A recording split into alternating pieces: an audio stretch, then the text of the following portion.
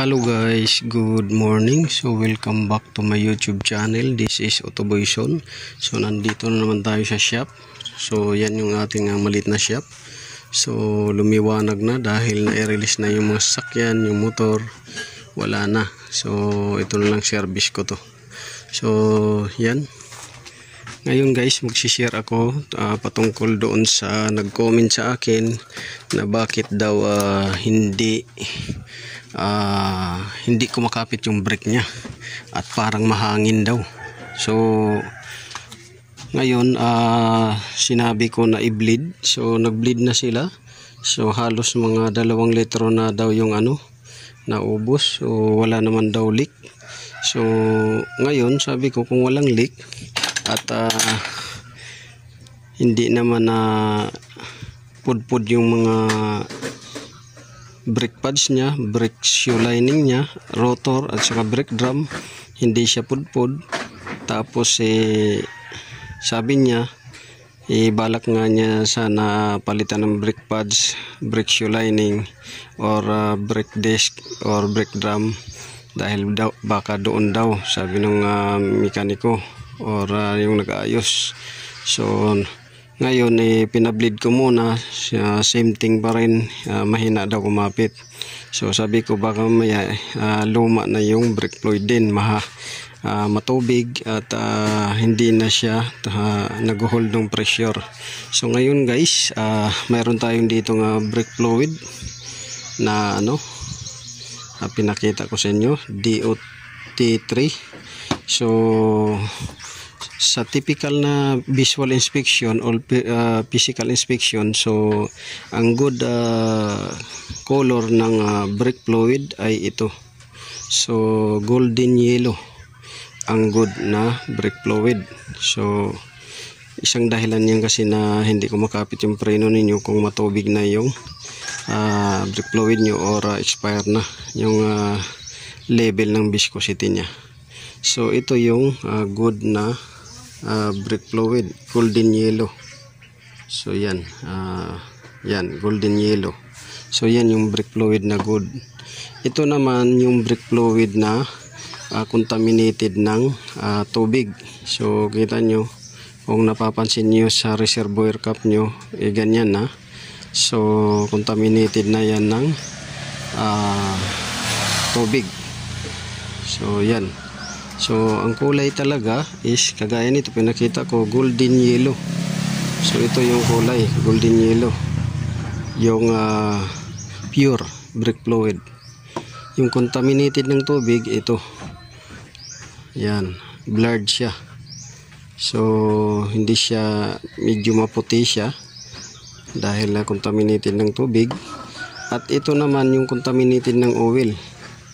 Golden yellow pero parang kakaiba yung kulay niya.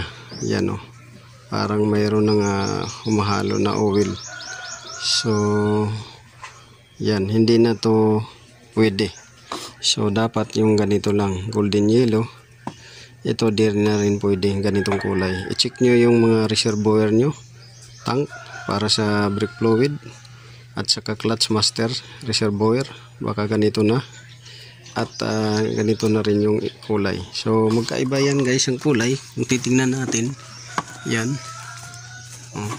kaiba yung kulay. Kita nyo, ito yung golden yellow talaga na magandang kulay. Ito contaminated ng tubig, ito contaminated ng oil. Ayan may oil na siya. Yan guhit kay babaw yung oil. So yan yung isi-share ko sa inyo dahil doon sa nag-PM sa akin. Yan.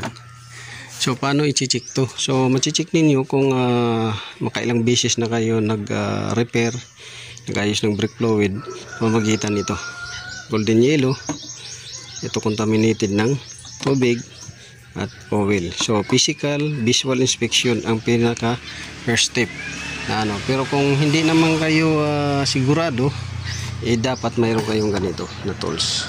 So brake fluid tester ang tawag dito.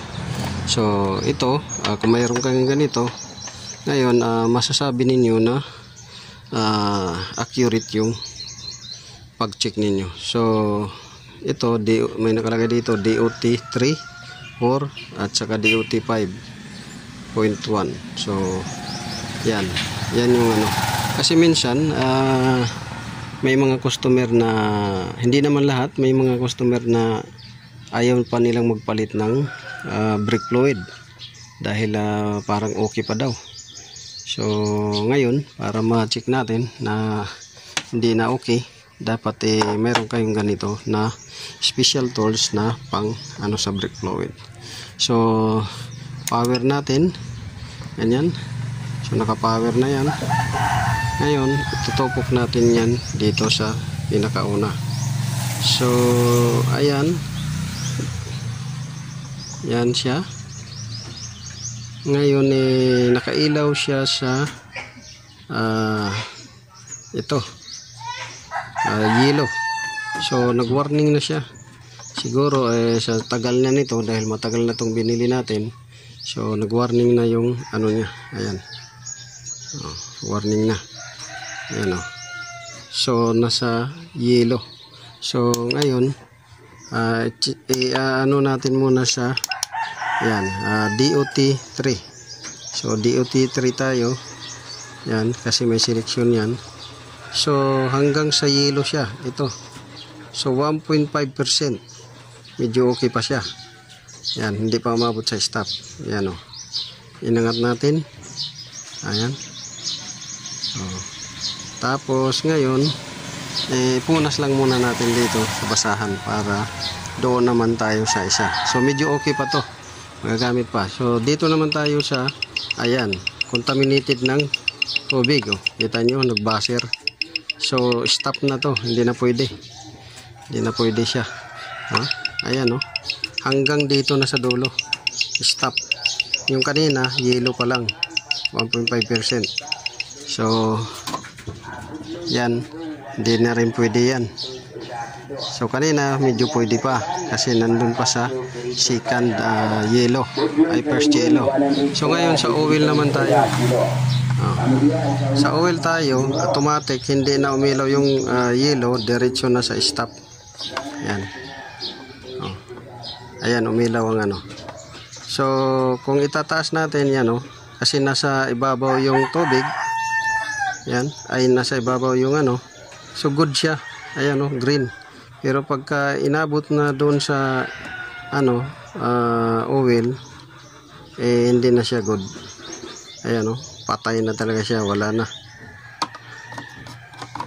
siya. Ulitin natin yung kasi may oil to so dito patayin natin para kitang kita.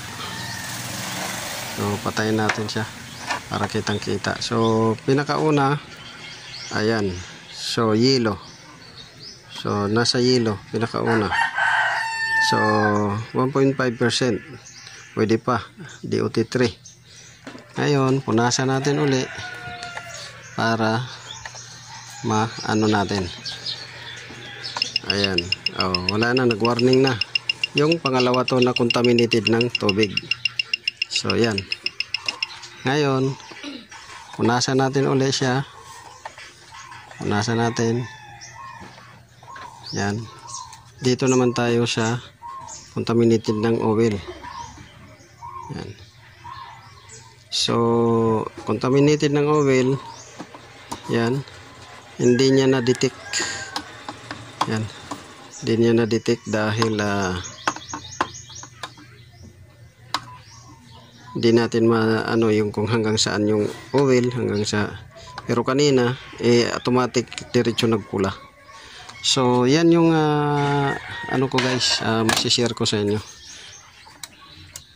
So kung mayroon kayong ganito, so makukonvince nyo yung may-ari na magpalit siya ng brake fluid na. So ito, matagal na kasi itong binili ko na brake fluid, siguro mga 1 year na to. Nabuksan na to, kalahati na lang ang ano, natira. So ito yung laman niya, golden yellow. Ito naman doon sa yung hinigop natin na nag-bleeding tayo. At saka ito sa reservoir. Ayun. So yan lang ang masishare ko sa inyo guys. So visual inspection, physical inspection, pwede natin gawin ngayon. Kung hindi mo convince si customer, kailangan mayroon kayo ganito. Kasi ako bumili ako nito sa abroad, bumili ako nito ngayon, nagagamit natin. So yun yung isang dahilan kung bakit hindi kumakapit yung preno ninyo kahit bago na yung brake pads, brake shoe lining, at makapal pa yung disc at saka drum, at wala namang leaking sa system kahit doon sa hydrovac at saka doon sa brake master or cylinder. So ito yung guys, yung purities ng brake fluid at viscosity nya. So yun lang ang ma-share ko sa inyo. So maraming salamat.